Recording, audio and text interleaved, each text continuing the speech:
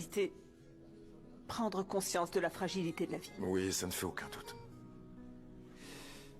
Écoute-moi bien. Il faut que tu saches clairement comment et avec qui tu vas passer le reste de ta vie. Je sais que c'est avec lui. Alors arrête de mettre ça de côté et de faire comme si tu avais tout ton temps et que ça n'allait jamais prendre fin. C'est d'accord? Surtout ne t'inquiète pas pour cette supposée acquisition de la Rubio par la Astro, parce que pour l'instant ça joue en ta faveur. Ce qui compte vraiment maintenant, c'est Salvador. C'est le fait qu'il parvienne à faire avouer à Belmadrazo. Mais qu'est-ce que j'ai à voir avec le président de la Astro? Beaucoup. Les autorités fiscales les ont en ligne de mire, lui et Rogelio. Il s'avère que Rogelio reçoit d'importantes sommes d'argent de la part de la Astro en Suisse. Et bien sûr, ça nous permet de prouver que Rogelio a des intérêts personnels dans la Astro. Et c'est pour ça qu'il veut détruire la Rubio. C'est très bien. Pour la première fois, nous avons quelque chose en notre faveur. Mais ça ne m'innocente pas de la mort de Francisco. Non, mais ça nous aide énormément. Et j'ai déjà en ma possession les résultats du sang trouvé sur les chaussures de Juana. Et il s'agit effectivement du sang de Francisco. Claudio, j'aimerais te demander une faveur. Je ne veux pas que tu mêles Juana à tout ça, s'il te plaît. Surtout ne t'inquiète pas parce que ça n'en prend pas le chemin. Je ne veux pas que Quiroz parvienne à convaincre le juge que Juana est impliquée dans tout ça, s'il te plaît. Et je ne veux pas qu'elle témoigne. Gabriel, tu connais Juana mieux que quiconque. Et elle n'acceptera jamais que tu la tiennes à l'écart de tout ça. Et comme vous pouvez le voir, monsieur Madrazo, le juge est actuellement sur le point de m'accorder un mandat d'arrêt contre vous. Et ici, j'ai en ma possession ce document attestant de tous les virements que vous versez chaque mois en réalité à monsieur Fuenmayor. Et là, il y a votre signature électronique. Ces transferts d'argent indiquent simplement qu'ils sont destinés à une compagnie du nom de Transports Internationaux. Ouais, c'est tout. Un paradis fiscal, votre signature électronique, et il y a également votre signature physique. Vous allez me dire que vous savez pas que Transports Internationaux est une société écran? Le nom de la société est la seule chose qui existe. Aucune adresse fiscale, elle ne peut que recevoir de l'argent, il n'y a pas d'opération. Et aucun travail administratif. Alors je vais être honnête avec vous, monsieur. Ça s'annonce compliqué. Et si j'ajoute à ça le blanchiment d'argent, ce qui est fort possible, et l'association criminelle à but lucratif, on peut alors parler d'escroquerie contre l'État mexicain. Vous prendrez au minimum 14 ans. Je peux également vous accuser de blanchiment d'argent dans notre enquête. En revanche, si vous coopérez avec les autorités, vous écoperez de 6 ou 7 ans. Et si jamais je parle au juge, peut-être vous aurez la possibilité d'être libéré sous caution. Alors pensez-y. Oh, maman, stop! Non, arrête de penser à toutes ces bêtises. Comment est-ce que tu peux croire que papa va faire du mal à Manuel? Parce que Rogelio est un monstre. Maman, écoute, Rogelio, le monstre dont tu es en train de parler, est mon père, Emmanuel est son fils, et il serait incapable de lui faire du mal. Manuel ne voulait pas que ton père continue à faire du mal à Gabriel. C'est tout. Ah, maman, si Gabriel a autant de problèmes comme ça, c'est uniquement de sa faute. Tu ne te rends pas compte que depuis qu'il a rencontré Juana, il a complètement perdu pied? Tu te voiles la face. Paola, ton père a toujours voulu le réduire en miettes. Et depuis que tu l'as épousé, il l'a supporté à sa façon. Mais tu sais, il n'a jamais accepté ton mariage, jamais. Écoute, peut-être qu'il a réalisé que Gabriel ne m'aimait pas.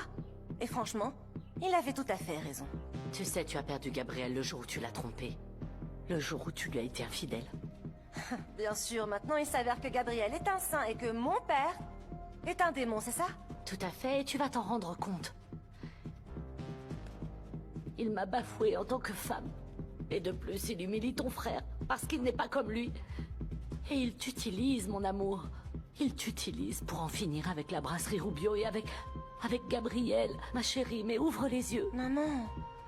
Maman, c'est un tissu de mensonges. Rends-toi en compte, bon sang, nous sommes sa famille. Non, non. Non, non, nous sommes ses pions. Et il nous contrôle, il nous manipule à sa guise, et quand il n'a plus besoin de nous, quand nous ne sommes plus une nuisance, il nous jette tous comme de vulgaires déchets. Il l'a fait avec moi, il le fait avec Manuel, et va le faire avec toi aussi, Paola. Merci. Monsieur Fuenmayor, quels sont les projets à venir pour la brasserie? Ce que nous devons faire, c'est gagner. Nous sommes venus pour ça, pour gagner. Merci beaucoup. Et pourquoi vous présentez-vous devant le tribunal? Tu pourrais afficher un sourire, Severiana. C'est dans la poche, c'est gagné. Ne fais pas cette tête, d'accord? Rogelio va d'abord témoigner, puis ensuite toi. Je sais que ce que je vais te demander est difficile. Ce que dit le procureur ou Rogelio ne doit t'affecter en aucun cas. Et quand ce sera ton tour, garde ton calme et dis uniquement la vérité. Eh bien, la vérité, bien sûr, je vais dire toute la vérité, mais rester calme, c'est autre chose. C'est le père de mon fils qu'ils sont en train d'essayer d'enfoncer, tu sais? Mais bon, écoute, je vais faire de mon mieux. Ne t'inquiète pas, tu vas très bien t'en sortir. Maître Villorio, vous avez un appel de l'inspecteur Castillo. Dites-lui que j'arrive. Merci. Excusez-moi. Juana, je sais que c'est difficile, mais tu es tout à fait capable, d'accord? Pour Gabriel, je ferai tout. Ah, et d'ailleurs, si tu vois ma mère à l'extérieur, je pense que ce serait une bonne idée de lui dire de pas faire de folie. Parce que dès qu'elle verra Rogelio, elle voudra s'en prendre à lui. Non, ne t'inquiète pas, je vais gérer la situation. Sérieusement. Maintenant, si tu veux bien m'excuser. Bien sûr.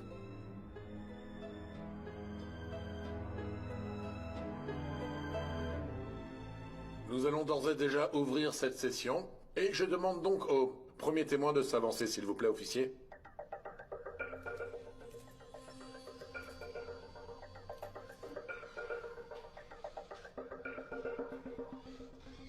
Oh, maintenant, retiens-moi, parce que c'est pas l'envie qui me manque. C'est vraiment un sale type.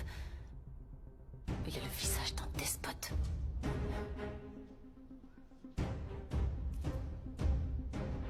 Oh non, il manquait plus que ça. Sa fille, cette femme est complètement folle. Le témoin Rogelio Fuenmayor va désormais pouvoir prêter serment. Oui, présent. Et je jure de dire la vérité, et rien que la vérité. Vous voulez autre chose? Merci. Un sandwich, madame? Monsieur Fuenmayor, quelle était votre relation avec Monsieur Francisco de Armas? Cordiale, mais distante. En réalité, Francisco de Armas vivait déjà depuis très longtemps à l'étranger. Et dites-moi, aviez-vous connaissance du fait que Monsieur de Armas désirait vendre ses parts dans la brasserie Rubio? Non. En réalité, je l'ai finalement appris par des employés qui m'ont raconté avoir entendu Francisco se disputer bruyamment avec Gabriel dans son bureau. Et alors, comment décririez-vous la relation entre Monsieur de Armas et Monsieur Gabriel Rubio? Ils se disaient amis. Mais pour tout vous dire, en réalité, Gabriel voulait seulement acheter les actions de Francisco. Francisco ne voulait pas les vendre. Lorsque Francisco a pris la décision de vendre les actions, Gabriel n'avait plus un sou en poche. Et voilà, c'est tout ce que je sais. Merci beaucoup, Monsieur Fuenmayor. Je n'ai pas d'autres questions, votre honneur. Maître Villorio, le témoin est à vous. Monsieur Fuenmayor, Monsieur Réni Cabello vous accuse de lui avoir ordonné de bloquer la distribution de la brasserie Rubio. Est-ce que c'est vrai? Il ment. Réni n'était ni plus ni moins qu'un mauvais employé. J'ai dû lui demander des comptes à plusieurs reprises en tant que responsable de la distribution de la brasserie Rubio. Vous auriez pu le licencier? Non, car mon fils le protège. Et insinuez-vous que votre propre fils pourrait être la personne qui a voulu bloquer la distribution de la brasserie Rubio? Allons, je ne mettrai pas ma main au feu pour qui que ce soit, pas même concernant mon propre fils.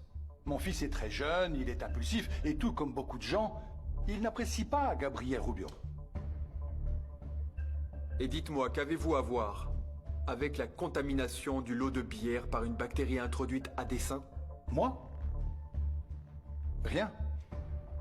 Et qu'avez-vous à voir avec le faux document que Madame Camila de Armas a présenté afin de pouvoir gérer les parts de son mari disparu? Le faux? Mais bon sang, à ma grande surprise, je le découvre Quelle maintenant. coïncidence! Parce que tous les deux disent tout le contraire. Très bien, et pourquoi ne pas les faire venir tous les deux ici et leur demander de me le dire en face? C'est impossible. Parce que, en fait, ils ont tous les deux disparu.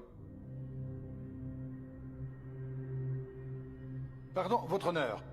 Voyons, Villorio. Vous êtes ici en train de m'accuser d'avoir fait quelque chose à mon propre fils? Objection, votre honneur. Si Maître Villorio accuse Monsieur Fuenmayor de quelque chose, qu'il présente des preuves. Maître, avez-vous des témoins de ce que vous avancez? Non, monsieur le juge. Ah! Mais en revanche, je dispose de preuves solides. Monsieur Rogelio Fuenmayor veut bel et bien détruire la brasserie Rubio. Parce qu'il est l'actionnaire majoritaire de la brasserie Astro, n'est-ce pas, Rogelio? C'est clair, oui. Je le savais. J'arrive pas à le croire. T'as raison, mais franchement... Silence dans la salle. C'est un tissu de mensonge, votre honneur, ça crève les yeux qu'il ne cherche qu'une seule chose, qui consiste à détourner l'attention. Il cherche purement et simplement à nous tendre un piège. Tiro, s'il vous plaît. Écoutez, Maître Villorio, même si cette information, incriminant de toute évidence le témoin pour délit fiscal, et, si bien sûr c'est le cas, limiterait fortement la brasserie Astro dans son acquisition de la brasserie Rubio. Elle ne prouve en aucune façon que le témoin a quelque chose à voir avec la mort de Monsieur Armas. Voilà.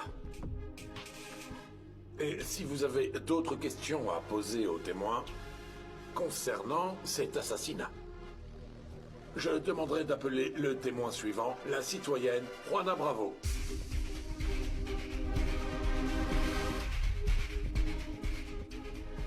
Bon sang, tu aurais dû prévoir ça. Je t'ai dit qu'on aurait dû voir ça ensemble avant l'interrogatoire et tu n'as pas voulu. Je te l'ai dit, ne me parle pas comme ça. Écoute, ils m'ont pratiquement craché au visage que la Astro ne peut pas absorber la Rubio. C'était le projet de ma vie et tout est tombé à l'eau à cause de ton incompétence. Si tu ne veux pas que je te fasse disparaître, disparais de mon champ de vision. Fiche le camp. Sans notre intervention, les heures sont comptées. Suis-les, mais surtout sois très prudent. Fais preuve de discrétion. Camacho est un professionnel. Ne te mets pas en danger, ok? Si jamais il se rend dans un endroit suspect ou pour quoi que ce soit, tu appelles les renforts, hein? Et c'est un ordre. Voyons, il va falloir agrandir, pixeliser l'ensemble et il faut également affiner les visages ici. Et ça ira. Voilà, c'est ça. Mademoiselle Bravo, admettez-vous que vous avez eu un enfant avec Monsieur Gabriel Rubio et qu'il a quitté sa femme pour vous? Mais qu'est-ce que... Non. Non, je veux dire, nous avons un enfant ensemble, mais c'est pas du tout la raison pour laquelle ils se sont séparés. Et vous êtes tombée enceinte, et ce, tout en sachant que Monsieur Rubio était marié? Non, non, en fait, je savais pas qu'il était le père de mon enfant et il savait pas que j'étais enceinte de lui. Ah. Ce qui signifie que vous étiez avec plusieurs hommes en même temps. Mais comment est-ce qu'il Non, ose? non. Mais comment osez-vous? Je ne vous laisserai pas parler à ma fille comme ça. Qu'est-ce qui vous prend? Silence! Silence! Objection, monsieur le juge. Le procureur s'attaque à la vie privée du témoin, dans le but de la déstabiliser. Mais toutes ces questions n'ont aucun rapport avec le procès. Je veux que tu mettes fin à tout ça, Claudio. Ça m'est complètement égal d'être condamné, je ne veux plus que tu la mêles à tout ça. Surtout ne t'inquiète pas. Ne t'en fais pas, ok? Maître, s'il vous plaît, concentrez-vous exclusivement sur les questions relatives au meurtre. Oui, votre honneur. Je voudrais vous montrer quelques photographies de l'endroit où nous pensons que Monsieur Francisco de Armas a été assassiné.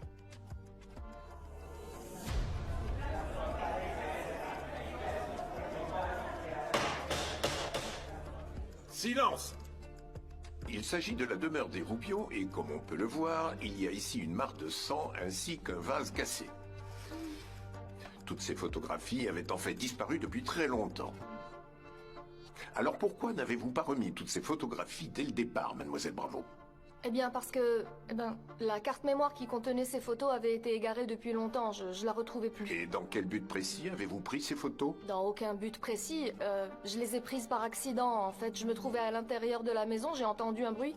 Et quand je suis sortie, je ressort suis ici, tombée c'est sur... que, en fait, vous ne vouliez surtout pas que la preuve de l'assassinat de votre amant comment soit établie. Non, non, non, c'est pas du tout le cas, non. Dès que j'ai vu ça, en réalité, je suis allée chercher Gabriel et il se Écoutez, trouvait ce alors que nous pensons, c'est que vous cherchez purement et simplement à dissimuler le meurtre de Monsieur Gabriel Rubio. Non, non. Ou peut-être que vous nous remettez tout simplement ces photos dans l'unique but de pouvoir mettre la main sur l'argent de Monsieur Rubio. Comment ça? Votre honneur, écoutez, le témoignage de cette témoin n'a vraiment aucun sens.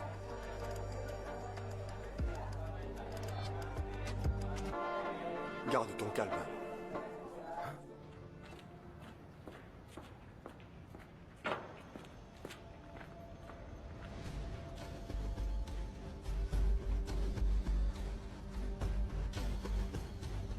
Camilla, le temps presse, il faut faire vite. Avec tous ces gardes ici, on ne peut pas faire grand-chose. Si on s'échappe pas avant son retour, alors on est mort. C'est quoi tous ces chuchotements? Ah, bien sûr, puisque je ne vous ai pas laissé parler au procès, vous n'avez pas d'autre choix que de parler ici entre vous, non? J'ai une nouvelle à vous annoncer, n'est-ce pas, Camacho? Qui est qu'à partir d'aujourd'hui, aucun de vous deux ne parlera plus jamais.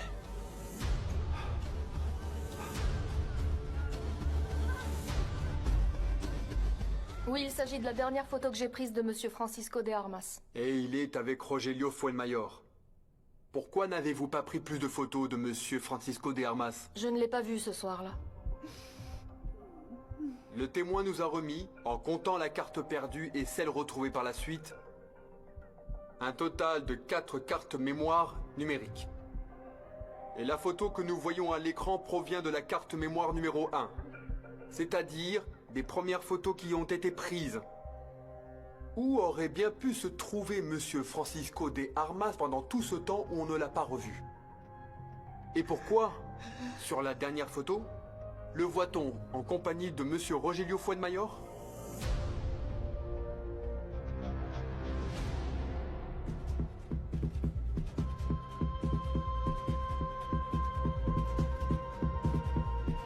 Mademoiselle Bravo, l'accusation insinue que vous n'avez pas perdu, mais plutôt caché, la dernière carte mémoire de votre appareil photo, celle qui, en réalité, contient les images du sang et du vase brisé. Est-ce que c'est vrai? Non, c'est totalement faux. Je savais qu'il était important de retrouver cette dernière carte mémoire et je l'ai cherchée vraiment très longtemps. Et une fois retrouvée, je l'ai alors remise volontairement parce que je sais que Gabriel est innocent. Je sais qu'il serait incapable de faire du mal à qui que ce soit parce que c'est une personne merveilleuse. Et c'est un homme, un compagnon et un père. À vrai dire, écoutez, les mots me manquent. Inspecteur Salvador Castillo, monsieur le juge, pour vous présenter une preuve de dernière minute de la part du procureur. Monsieur le juge, cette preuve est irréfutable. Il cherche à faire diversion, votre honneur. Cette preuve n'a pas été présentée en temps utile et elle doit être rejetée. Je suis le seul et unique à décider d'accepter ou non des preuves de dernière minute. Et je veux voir toutes ces preuves. Merci, monsieur le juge. Cette preuve est irréfutable. Allez-y, je vous laisse parler.